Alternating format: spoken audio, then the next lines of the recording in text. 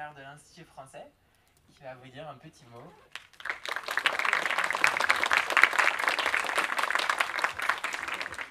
Merci Gauthier, merci, c'est un plaisir de vous accueillir. La salle est souvent pleine, de nouveau, après quelques années difficiles. Rarement pleine de gens aussi jeunes que vous en moyenne, donc c'est une chance de vous avoir. Je vais vous parler de deux choses, un tout petit peu de la fête de la science et un petit peu des algues, puisque c'est finalement ça qui nous réunit aujourd'hui. Alors, je vais commencer par la fête de la science. L'idée de la fête de la science, c'est qu'on se rend compte, sans doute beaucoup d'entre vous deviendront des scientifiques, je l'espère, mais on se rend compte que quelquefois la science, la plupart des gens pensent que c'est utile, mais ne voient pas tellement quel rapport ça a avec leur propre vie. On se dit, bon, la science c'est bien, c'est pour les scientifiques, mais pour nous qui ne sommes pas scientifiques, pourquoi faire?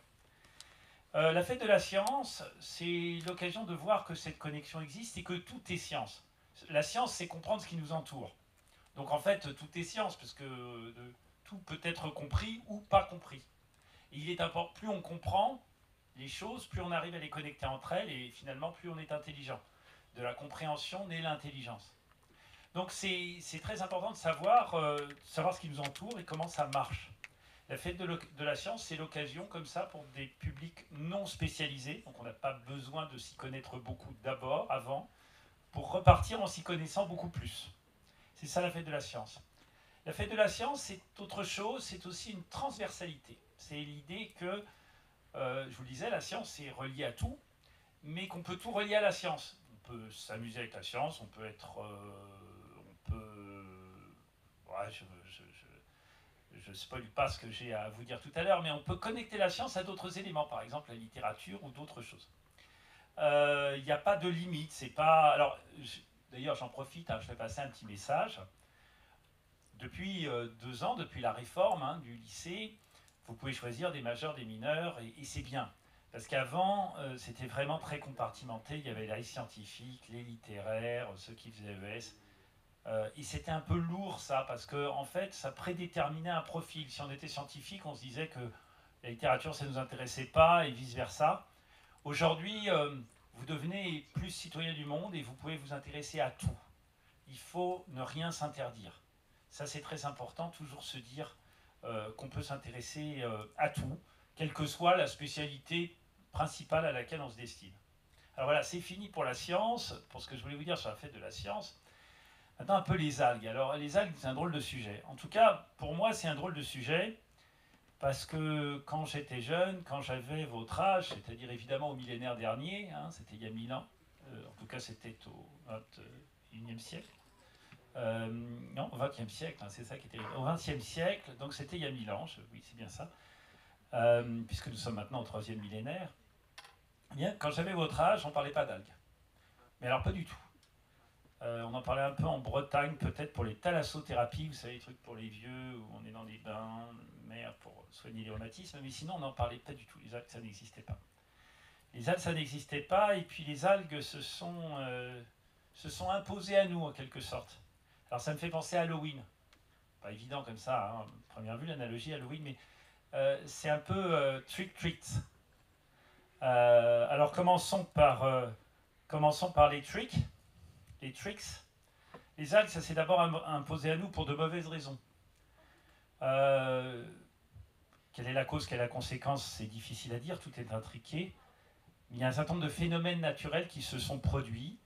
Le réchauffement climatique, qui a commencé il y a déjà longtemps, la perte de la biodiversité, les pollutions marines, notamment, des changements dans les courants, parfois, qui sont des mouvements là plus fondamentaux, mais le changement climatique aussi change beaucoup la nature des milieux marins. Je pense qu'on en entendra parler un petit peu tout à l'heure. Toujours est-il que les algues ont changé, ont évolué, se sont imposées à notre vie, et pas toujours pour les bonnes raisons. Alors il y avait en Bretagne, par exemple, l'invasion des algues vertes. J'étais dans la Caraïbe, là précédemment, il y a la sargasse, qui est un phénomène d'algues qui échoue sur les côtes de la Caraïbe et qui pose des problèmes de santé publique, parce que quand elle se détériore sur les littoraux, sur les plages, elle pollue beaucoup, il y a des émanations de gaz toxiques, sans parler de l'impact sur le tourisme. On préfère en général les plages de sable blanc aux plages recouvertes de sargasses, mais ça c'est un autre problème. Mais pour des îles comme les îles de la Caraïbe, c'est très important, puisque le tourisme c'est 80% des recettes de l'économie de ces îles. Et puis il y a d'autres phénomènes, des phénomènes de toxicité, des dérives d'algues, qui en fait polluent les milieux marins de manière assez importante, forte. Pollution des milieux marins qui les rend inaccessibles. Pardon, peut-être que j'en dis trop. Non, il va nous casser l'ambiance. Ah oui, non, mais j'ai dit que je commençais par tricks. Après, il y aura treats. donc, dernier élément, la pollution des milieux marins, avec des algues qui tuent les poissons, ou en tout cas qui donnent la toxicité à leur chair, ce qui est ennuyeux évidemment pour les petits poissons qui sont consommés par les plus gros, et puis pour les poissons qui sont consommés par nous, même s'il ne faut pas tout centrer autour de l'homme, hein, dans les milieux naturels. Mais voilà, alors il y a aussi, passons à la partie positive, ambiance. Combien c'était? J'ai noté ça, c'est absolument incroyable. 15 000 composés originaux dans les algues qui servent à tout et au reste.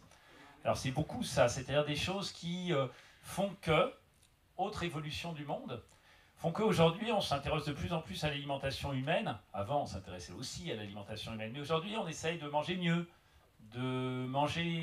et puis de manger mieux aussi parce qu'on est plus nombreux sur Terre, on est 8 milliards.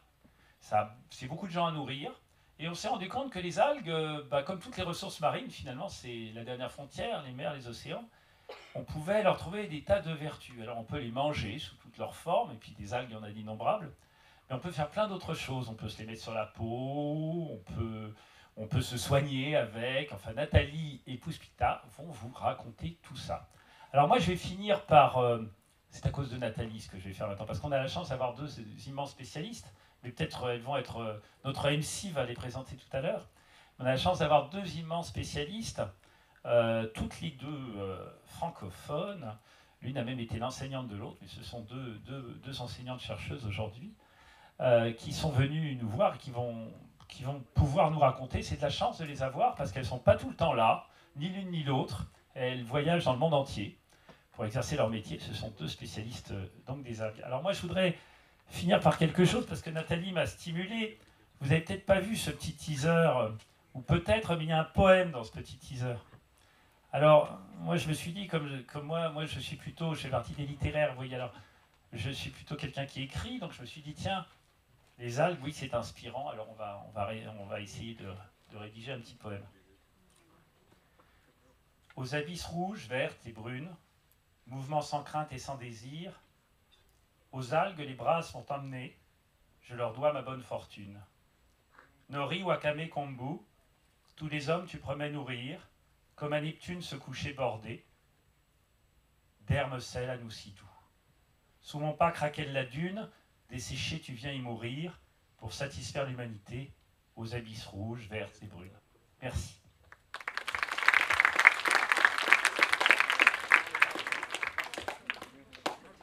Merci beaucoup Stéphane. Et nous allons passer à la présentation de nos deux expertes du jour, nos deux scientifiques. Nathalie est arrivée ce matin de France, donc soyez indulgents, elle est peut-être fatiguée, je ne sais pas, mais en tout cas elle est très dynamique. Nathalie est directrice d'un laboratoire, un laboratoire de biotechnologie et chimie marine en Bretagne, et enseignante, chercheuse, et elle va intervenir avec Maya Puspita, qui est juste là, effectivement. Maya qui a effectué un double diplôme entre la France et l'Indonésie, entre UNDIP à Semarang et avec l'Université Bretagne Sud. Et nous sommes vraiment ravis de vous recevoir toutes les deux aujourd'hui. Donc je suis très ravi d'introduire Nathalie, et the floor is yours.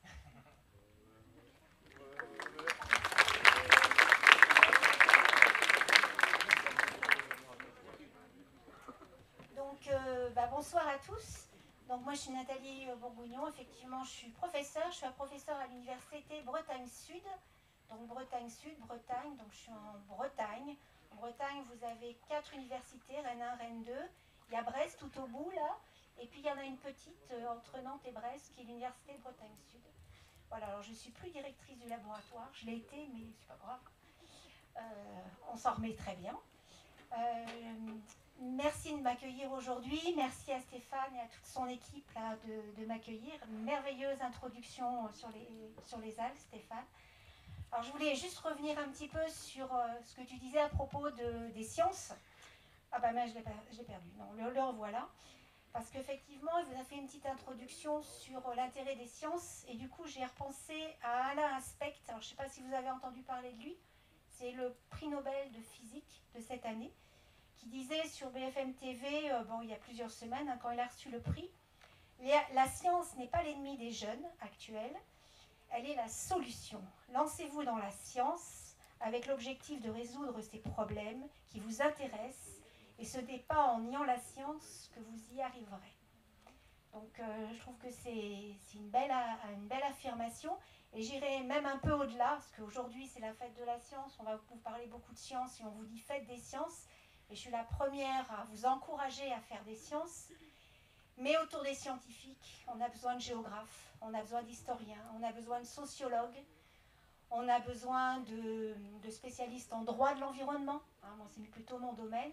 Donc les sciences c'est effectivement très bien, mais ce qui est encore mieux, c'est de travailler avec une équipe pluridisciplinaire et des spécialistes dans plusieurs domaines.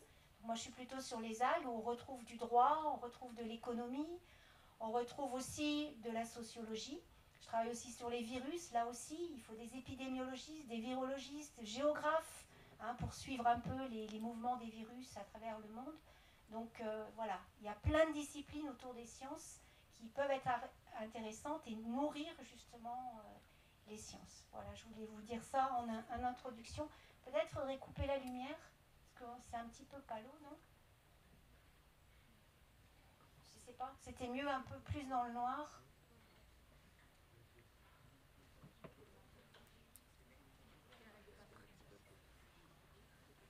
Voilà, c'est beaucoup mieux. Alors en complément, donc effectivement, Maya et moi, nous avons un doctorat. On a suivi la même filière à des milliers de kilomètres séparés. On a suivi l'université. Donc après notre baccalauréat, nous sommes allés à l'université et jusqu'au master et après le doctorat. Donc c'est notre chemin scientifique. Voilà, alors sur cette première diapo, je vais prendre... vous avez effectivement ce que Stéphane disait tout à l'heure ici, l'utilisation des algues comme aliment, ou comme fertilisant, c'est une pratique qui est ancienne et qui se faisait effectivement beaucoup en Bretagne. Et ici, vous avez une ferme d'aquaculture d'algues aux Zanzibar, avec des magnifiques photos qui ont fait un peu le buzz il y a quelques années sur Internet.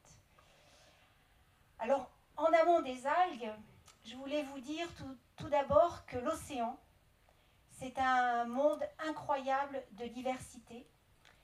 Une diversité qui est beaucoup plus importante que sur le milieu terrestre. On rencontre dans le milieu marin des bactéries, des virus, des invertébrés qui n'existent pas sur la terre ferme, qui sont vraiment typiques du milieu marin, avec des embranchements, des phyla d'organismes qui sont tout à fait originaux et que vous ne trouvez que dans le milieu marin.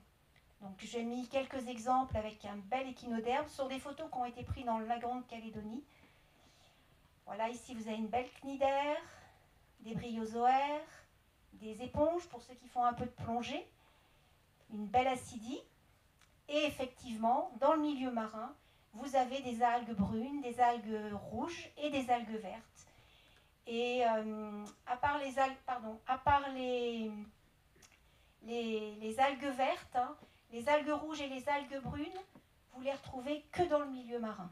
Donc vous voyez finalement un océan avec une diversité incroyable, donc un potentiel de découverte extraordinaire, et donc un champ d'investigation pour nous, chimistes des substances naturelles, biologistes, écologistes, qui est incroyable. Alors les algues, qu'est-ce que c'est? Donc effectivement, c'est un immense groupe de végétaux aquatiques, eucaryotes, j'imagine que ça vous dit quelque chose, qui sont photosynthétiques, donc ils ont de la chlorophylle A, Alors il faut vous méfier, dans certains ouvrages, on dit voilà, les algues, ce sont des végétaux qui n'ont pas de tiges, pas de racines, pas de feuilles. Bon, c'est un vocabulaire qu'on n'utilise plus beaucoup. Hein. Ce sont des plantes aquatiques, et même si cette petite algue, c'est une Délécéria, elle ressemble, là vous avez le sentiment que c'est un rameau, et que c'est une feuille avec des nervures, là aussi, des stolons, une tige par exemple ici, ou des racines.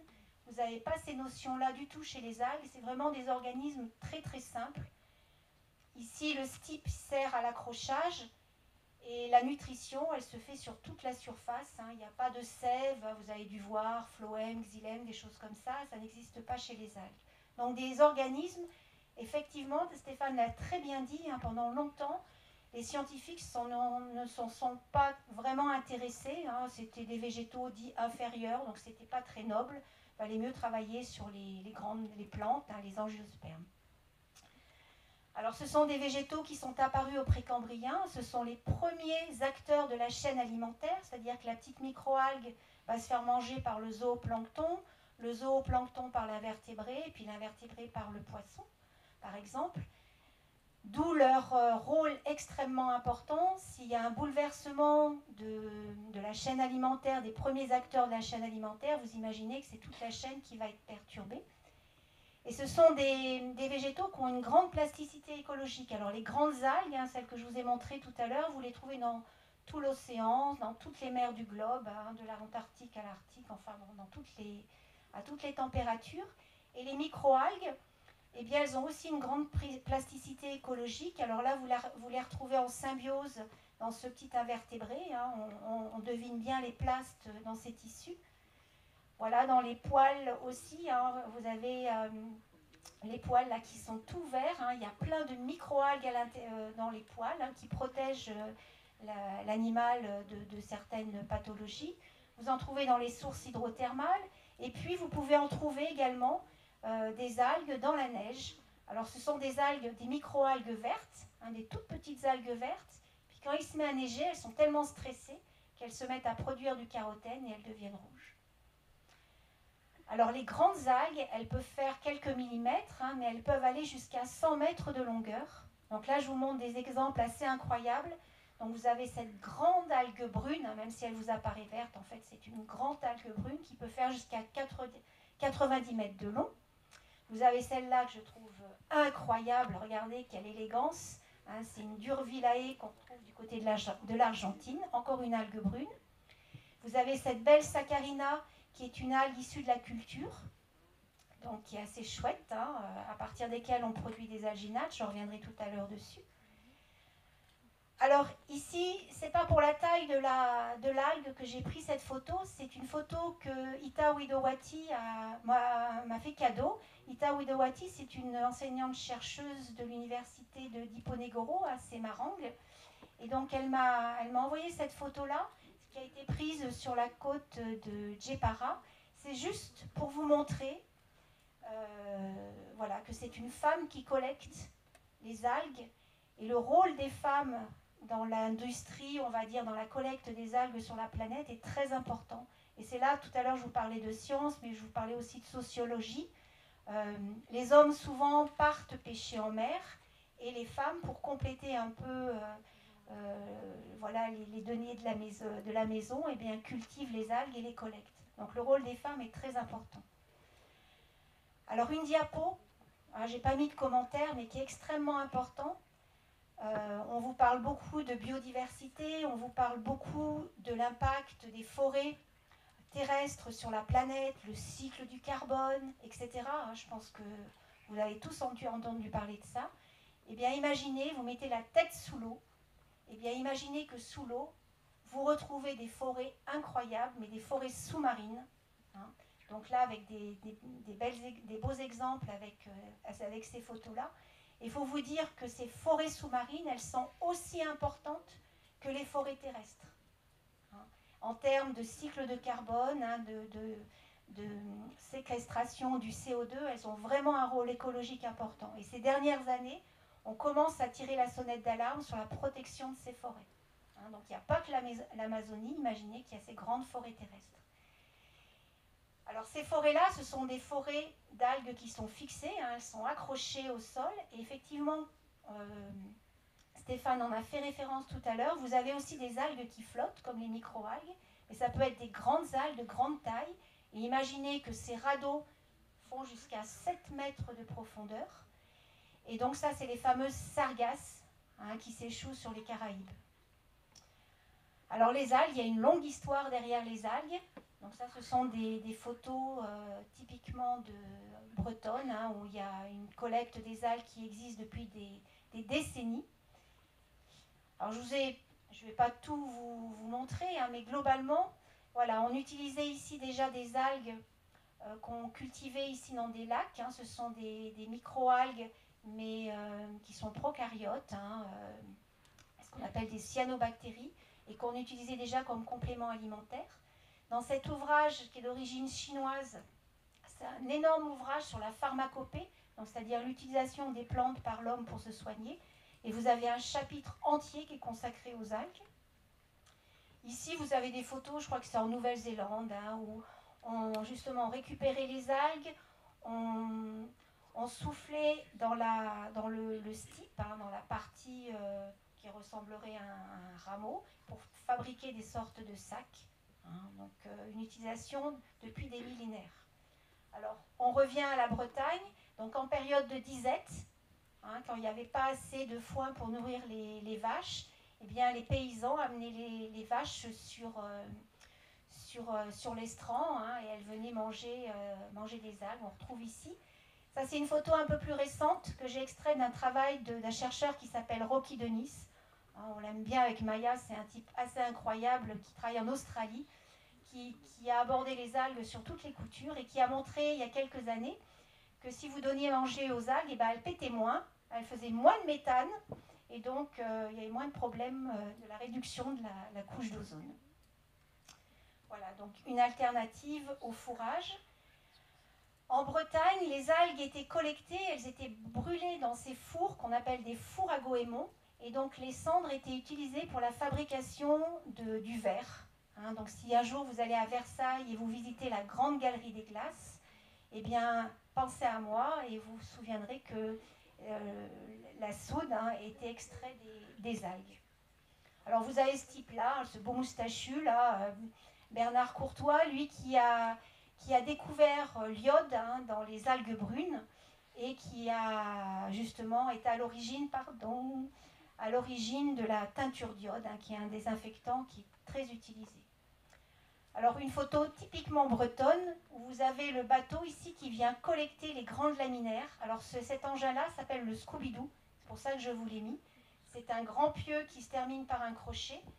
Donc le pieu est plongé dans l'eau et puis il tourne et il vient arracher toutes les algues. Hein, c'est la collecte traditionnelle des algues en Bretagne.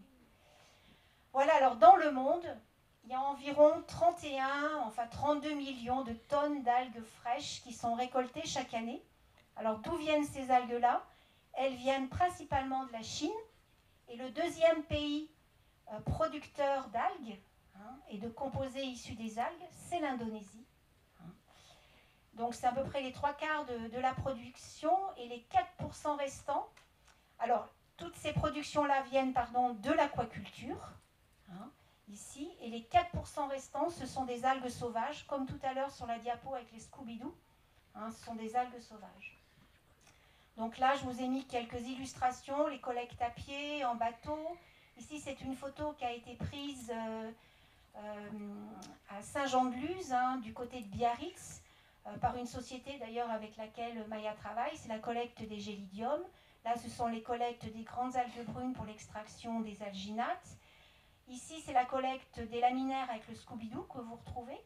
Et là, je vous ai mis cette diapo. C'est une collecte. Alors, ce sont des petites algues rouges qui ressemblent à des petits cailloux. Et là, cette collecte-là existe encore dans le monde, hein, mais elle est interdite en Bretagne depuis 2015 parce que vous aviez comme une grosse pelle qui venait racler le fond de la mer et qui détruisait tous les écosystèmes. Donc ça a été stoppé. Alors voilà, le côté obscur de la force, effectivement, ce sont les échouages de certaines algues, hein, qui, dans des bonnes conditions de nitrate, de phosphate, se mettent à proliférer. Alors effectivement, elles font beaucoup parler d'elles en Bretagne, mais vous voyez qu'en Chine, elles posent moins de problèmes aux habitants, hein, qui se baignent dedans tranquillement, sans pousser des cris comme le font les Bretons. Alors c'est des photos qui avaient fait un peu le buzz il y a une dizaine d'années sur le web. On retourne aux Caraïbes et là vous avez donc une photo des choix justement de nos fameuses sargasses dont parlait Stéphane tout à l'heure, qui sont responsables de certains gaz qui sont effectivement toxiques. Alors par rapport aux algues vertes qu'on a vues tout à l'heure, c'est vraiment autre chose et elles sentent vraiment très très mauvais et c'est une grosse nuisance pour le tourisme. En Bretagne Sud, donc juste à côté de mon université, il y a également des échouages d'une belle algue rouge qui s'appelle Sorleria cordalis, avec laquelle Maya a un peu travaillé en Bretagne. Alors ce n'est pas vraiment des échouages, cette algue-là, elle arrive sur l'espace intertidal après les grandes marées, elle est arrachée et elle vient s'échouer. Donc vous comprendrez une ressource assez incroyable, hein, de végétaux. La première application de ces végétaux, c'est la production d'épaississants et de gélifiants.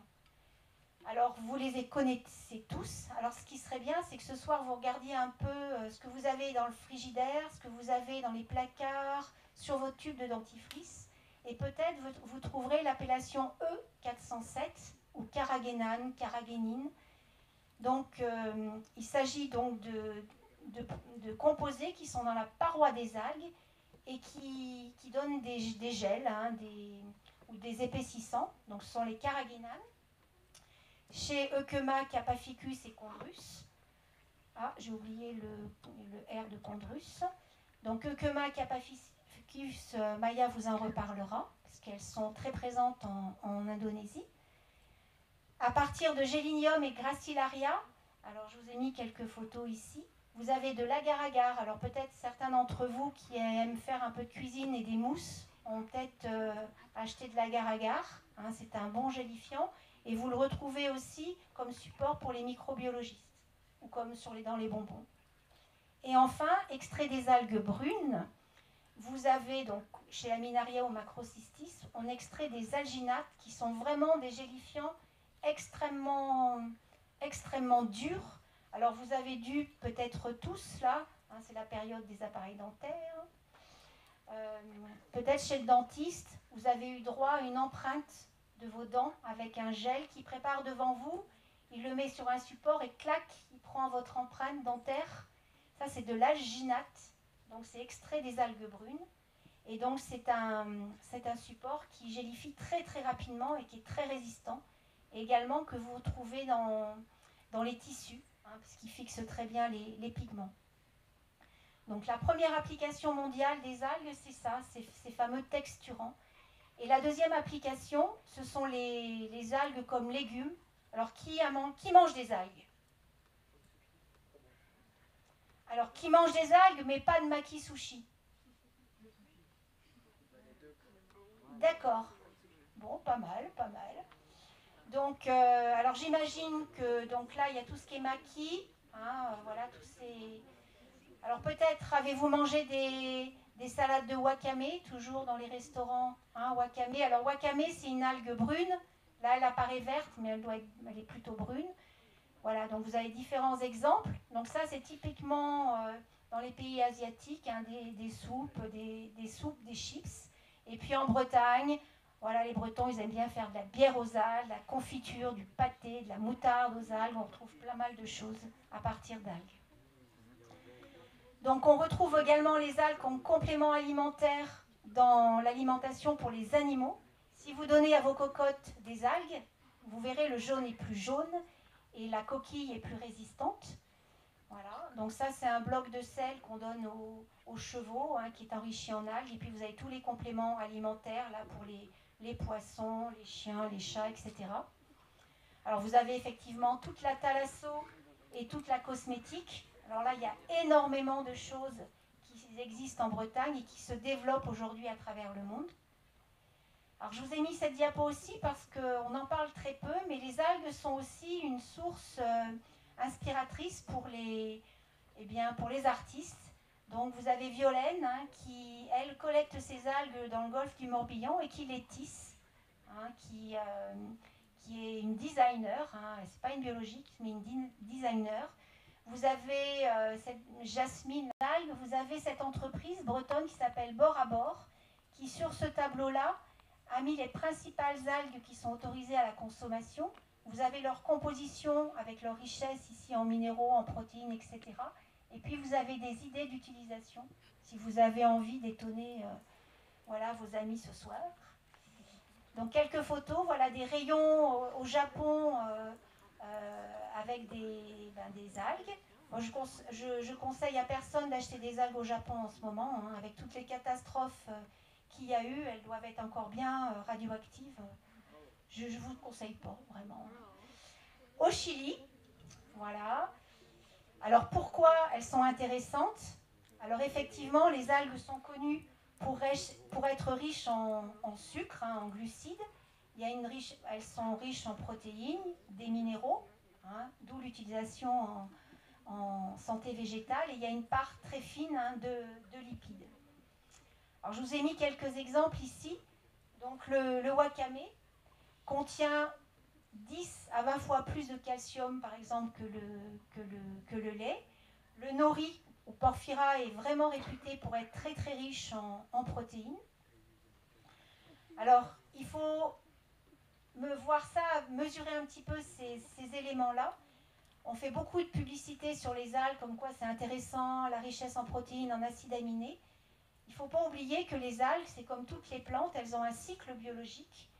Donc, si vous vous intéressez aux algues et si vous avez envie de créer votre entreprise pour produire une nouvelle source de protéines, par exemple, il faut vraiment évaluer la teneur en protéines mois par mois. Et vous verrez que ces teneurs, elles peuvent varier dans l'année. On a, par exemple, ici, pour la Laminaria digitata, cette algue-là, elle est très riche en protéines au mois de mai. Ça ne veut pas dire que l'année prochaine, vous aurez exactement la même courbe et que la Laminaria de ces marangues sera aussi riche en protéines. Il y a des grosses variations, donc il faut se méfier quand même. Ce qui est intéressant, donc il y a la teneur en protéines, mais aussi la présence de certains acides aminés. Donc là, vous avez la liste des acides aminés.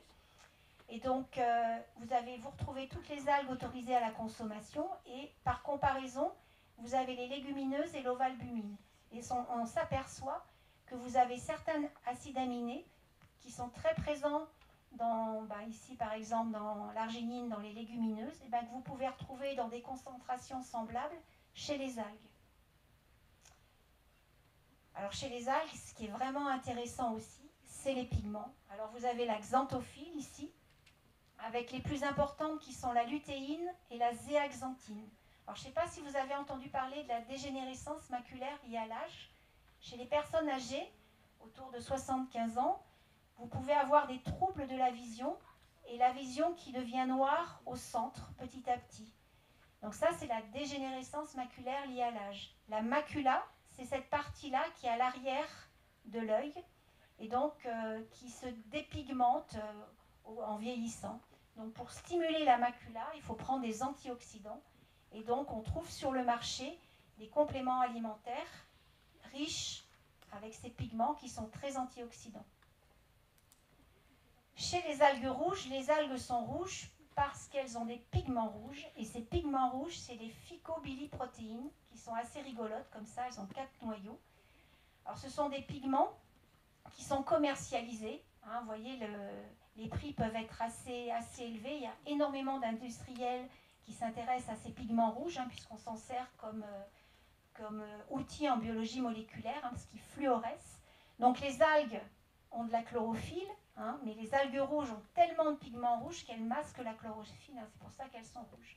Et ces phycobiliprotéines, vous pouvez les trouver également chez les cyanobactéries, mais là vous aurez plus un autre pigment, alors qui est aussi une phycobiliprotéine, mais un pigment bleu.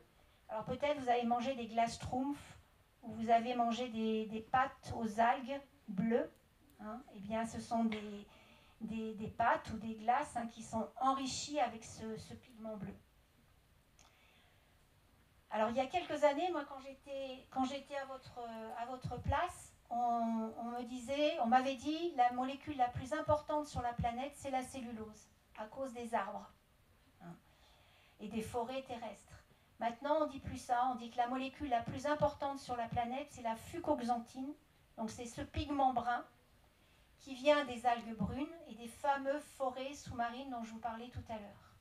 Et cette fucoxanthine, eh bien, elle est très utilisée comme complément alimentaire et on lui prête de très nombreuses activités, anti-cancer, anti-diabète, anti-cholestérol, etc.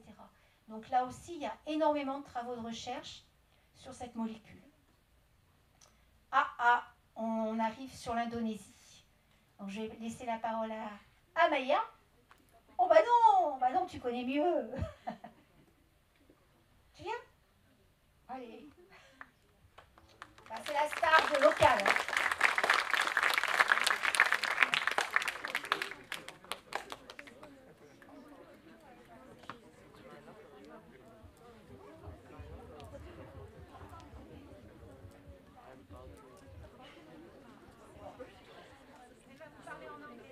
Bonjour tout le monde, c'est pas bonsoir hein, Nathalie, parce que tu disais bonsoir. Donc, enchantée. Je pense que je vais parler en anglais, ça va plus facile. Excuse-moi, avant on commence, est-ce qu'on peut reculer sur la dernière diapo yang sebelumnya Pak, yang tadi yang gambar masih belum selesai diaponya. So, I'm going to speak in English if you allow me. It will be more easy. Okay. I see someone respond yes. So basically,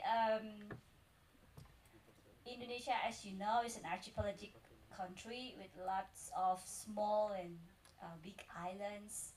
Next, Pak. But why? Next, selanjutnya. Ah, sorry. I forgot.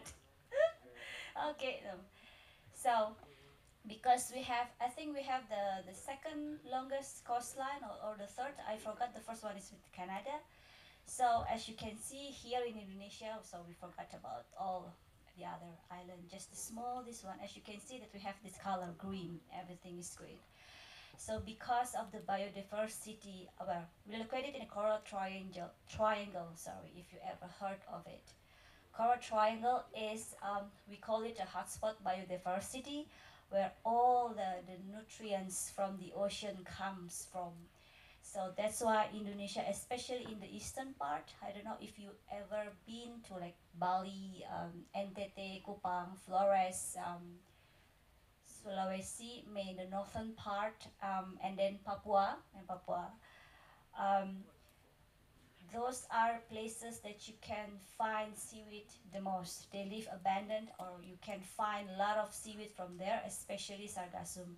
Actually, I bring some samples. You can take a look later for you to have a description of what seaweeds are. So this one is the seaweed business. The biggest seaweed producers is actually China, because they grow mostly grassy area. Indonesia comes the second, but Indonesia is the first producers for the cottony, or we call it Capaficus alvarezi. Oui. Attendez. La dernière. Le premier, non? Ah bon? Voilà. So here, the first map is it's a seaweed come from aquaculture. Remember, the most part of seaweed production come from aquaculture. So in red, it's a major producer of seaweed. So it's aquaculture, and in B, it's a wild seaweed. Okay? So you can see the difference. Aquaculture and wild seaweed.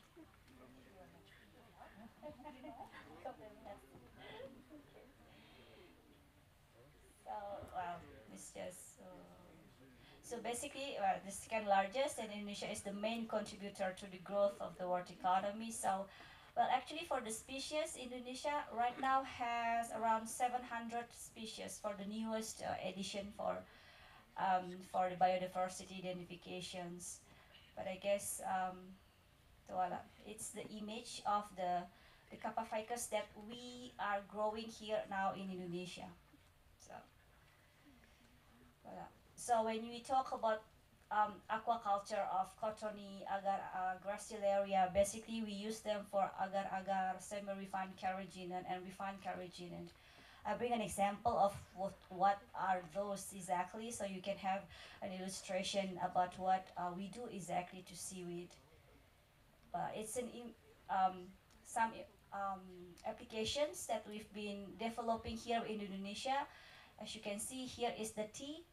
Jahe means ginger. So it's a tea with sargassum and with ginger. And this one is the ulfa, the green seaweed that we have created as tea. And this is biostimulant made from the cottony.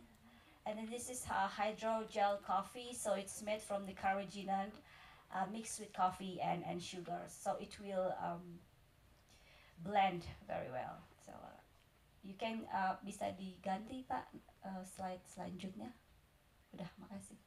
So I will talk about what I'm doing or what my company is doing. So you have but perhaps you are interested with seaweed more in details and what is the prospect of future industrial prospect, especially about seaweed. Okay. So I just will give you a short introduction, so I won't talk about the detail. So basically Indonesia, we are the first, our main destination of export is to China, but the product that we export is dry material. Okay. So basically my company is based in Tunisia, so it's just an image of that. And we have a branch office here in Jakarta. Our focus is to process agar-agar and carrageenan made from gracilaria and cottony. So this is just this image about processing. I won't talk about it in detail. So when we talk about seaweed, the main production of seaweed is for carrageenan, for the cottony or for the red seaweed that Natalie has mentioned before. So we use them as ingredient. So ingredient is like a food additive, as emulsifying agent, texturing agent, and then I forgot the last one. There are three actually. So sometimes when you look into your food, just take a look at it and you will find the code like E something, the one that we mentioned before. It means that there's a hydrocolloid in it, seaweed-based hydrocolloid. Oh, this is certificate. So this is how we do the cultivation or the farming of seaweed. So basically we do the long line. This is an off-bottom method. So we put the stakes here about 20 meters long, and then we tie the seaweed. This is the ropes that we use. And then we tie the seaweed, and the distance between one seaweed to another is about 20 centimeters or 0.2 meters long. And then we grow them normally in the tidal area or in the coastal zone. So when there is a low tide, you can see there's a lot of seaweed planted along the coast. So this is just, okay, I won't talk about the details. So we do gracilaria farming actually, but not here in Indonesia, because in Indonesia we only buy directly from the farmers. We do our farming in Tunisia. This is our planting technology. So basically we put the gracilaria in this tubular net, we call it. So we don't use rope, we use this tubular net. It's made from, I forgot what it is made from. It's like a semi-plastic base materials. So this is how we plant our seaweed. But instead of using line like this, we use a tubular net. So we put the one end to the other end like this, and then they will grow vertically. So we put seaweed on the coast, so this is how it looks like.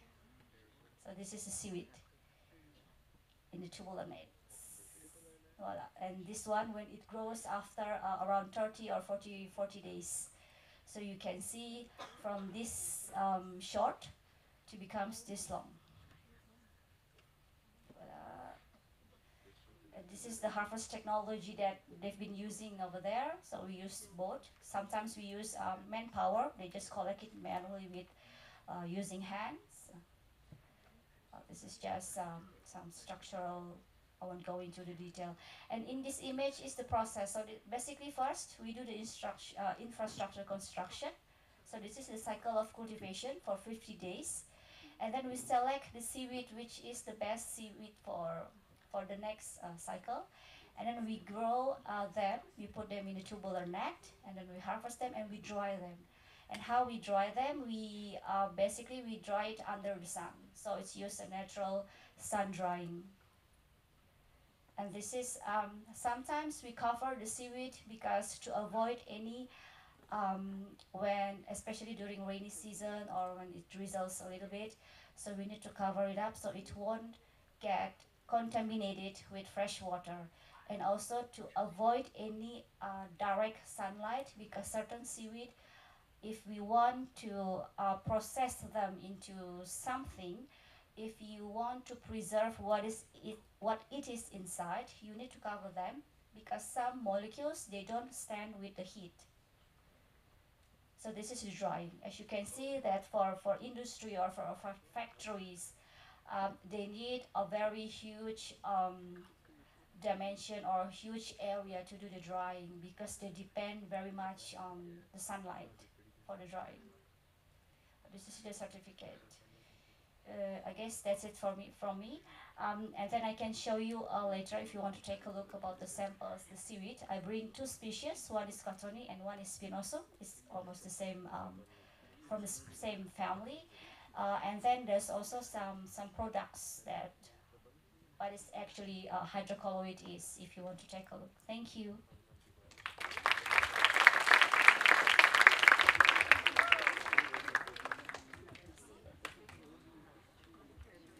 Merci beaucoup Maya et Nathalie.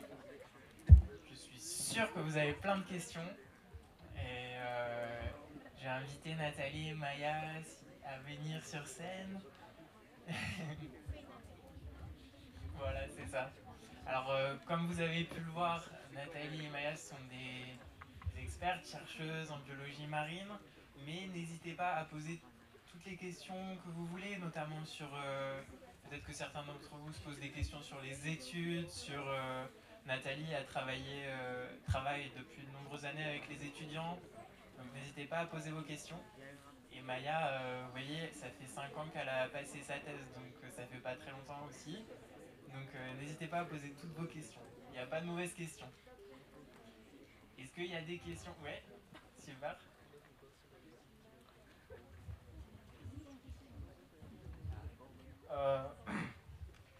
Okay.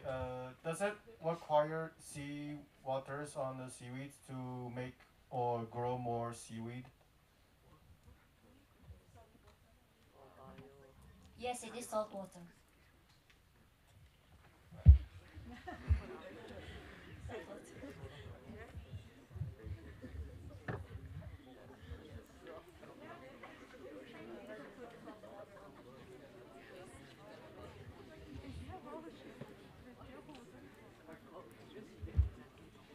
Sorry, 1 second.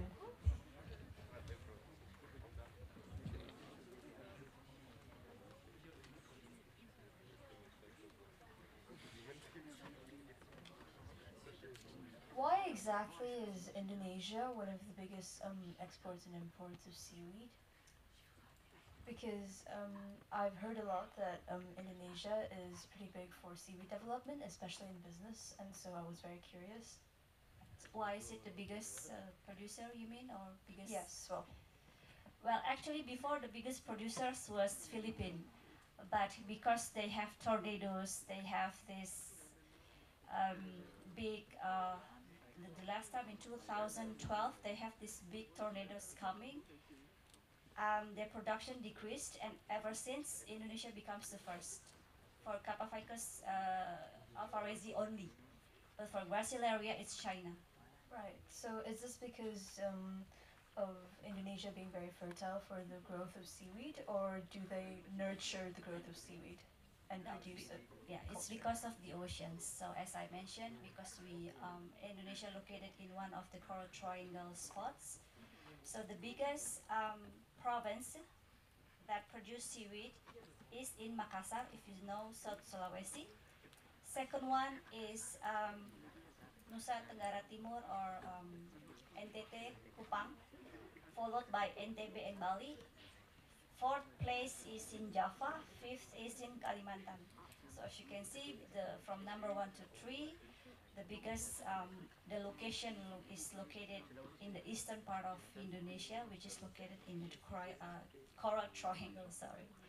And it's very rich with nutrients that is very good for seaweed growth. You don't need any fertilizer, you don't need any additional anything for seaweed. You just put in the water, they will grow naturally for 30 or 45 days, and then you just collect it. Right. So one last Yeah, in question. good temperature. How many seaweed types exist? In Indonesia, it's around, I have the data about 754 species, but we have 4 that have been commercially cultivated. I bring 2 of them as a sample if you want to take a look, and we have 7 species that are cultivated from the nature. One of them is sargassum, the one that Natalie mentioned during the presentation. And approximately in the world?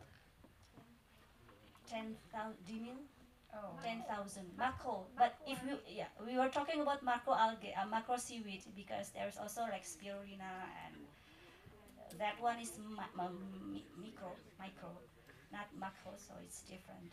We talk about the seaweed, the big one. We can say macro seaweed, not the micro. Okay. 10,000 in the world. Thank you. Okay.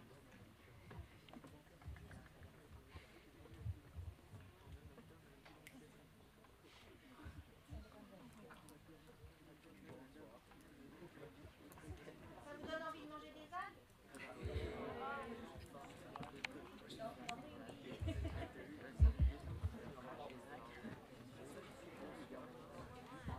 Hello. When a fish eats seaweed, do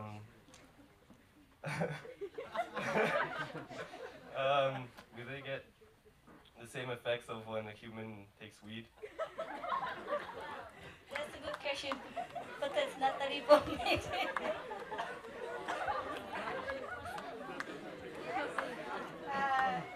You have herbivory fish, so yes, it's clear, I suppose. And herbivory fish in aquaculture, it's a problem, because if you have fish in your farm, it's a problem from aquaculture, but it's okay.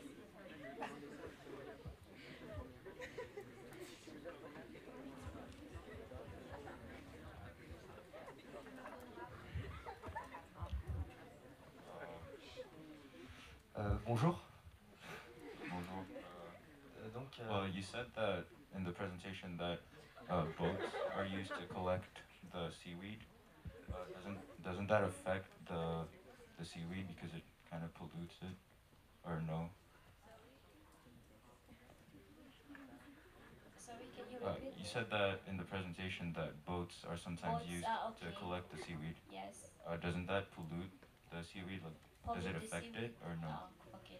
Well, actually, it doesn't. As long as we do it in a safe way, there is a procedure on that. It's true that sometimes human activities might affect the seaweed, but if there is we call it standard operating procedure, and how we put the boat and how the boat must be used. For example, if you want to use like gasoline, you have to avoid the position of the gasoline you put in your boat that make contact with your seaweed. But so far, there's no problem with that. In Indonesia, actually, we don't use a machine-powered boat. It's like a raft. We use a raft because seaweed that we grow in Indonesia, it only the distance between the coast is like only 1 until 2 kilometers away. Well, the longest is 5 kilometers, but it's very rare. So that's why we only use like a wooden board, just to put the seaweed on top. Okay, thanks.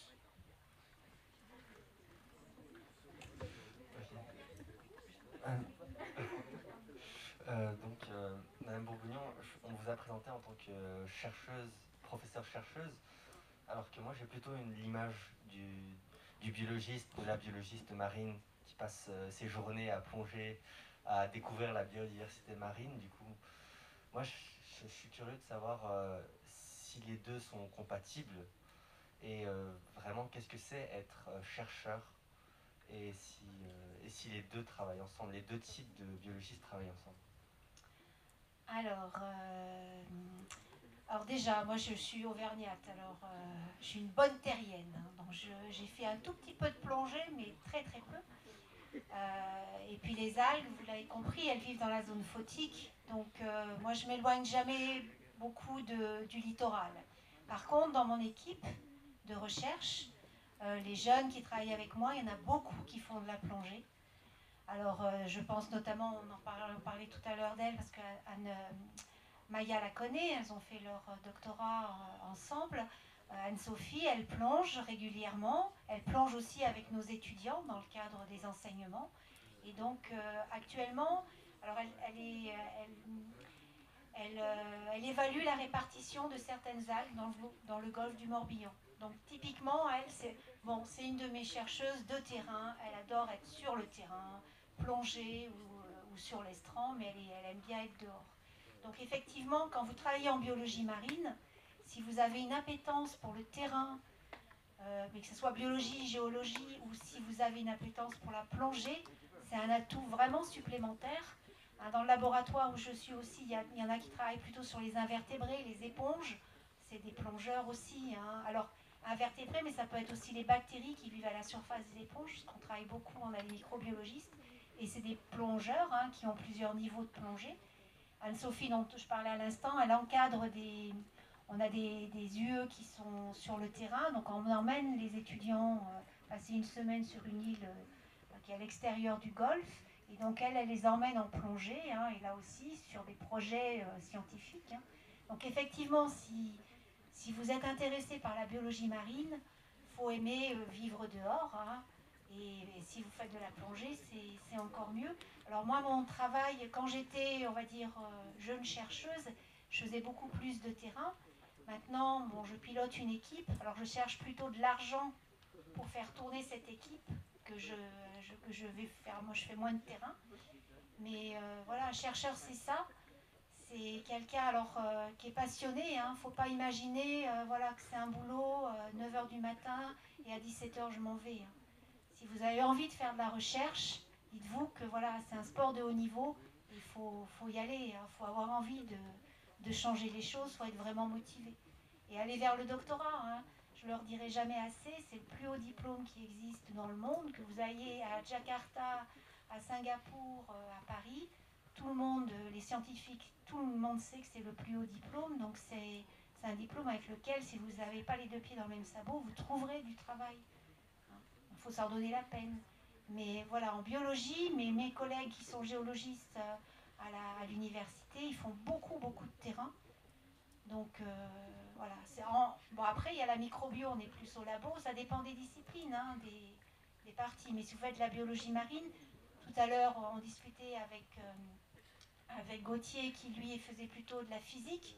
Alors, tu n'étais peut-être pas trop sur le terrain, sur le physique, ce coup-ci. Ah, quoique si, bah si, effectivement. Donc tu pourrais même... Oui, c'est vrai que pour ma part, j'étais océanographe physique. Et donc ça impliquait des expéditions en mer, effectivement, sur des bateaux. On partait en mer pour faire des prélèvements, pour poser des bouées. Donc c'est vrai que ça dépend, tu as raison, il y a des collègues qui sont plus sur le terrain, mais on est amené à aussi aller sur le terrain, faire des prélèvements, partir en mer, des choses comme ça. Et comme disait Nathalie, il y a aussi une partie voilà, oui, il faut être passionné, on est plus au laboratoire, on va préparer cette mission, on va préparer nos futures recherches, voilà. Voilà, surtout, il ne faut pas avoir peur, en fait. Il ne faut pas avoir peur de partir à l'étranger, de faire des missions. J'ai eu un étudiant à l'université qui a fait 2 fois sa première année, 2 fois sa deuxième année, 2 fois sa troisième année. Puis finalement, il a fait un Master 1, Master 2, il est parti en doctorat. Alors, ce n'était pas l'étudiant le plus brillant de niveau académique, il n'avait pas les meilleures notes. Mais il parlait 2-3 langues, il savait très bien dessiner, c'était un vrai bricoleur. Et donc, je ne sais pas si vous avez entendu parler des grandes expéditions de Tara. Alors, nous, on entend beaucoup parler parce que l'expédition Tara revient à l'Orient, donc elle est imprégnée de Bretagne. Et donc, lui, finalement, il a fait son doctorat dans le cadre de Tara. Alors,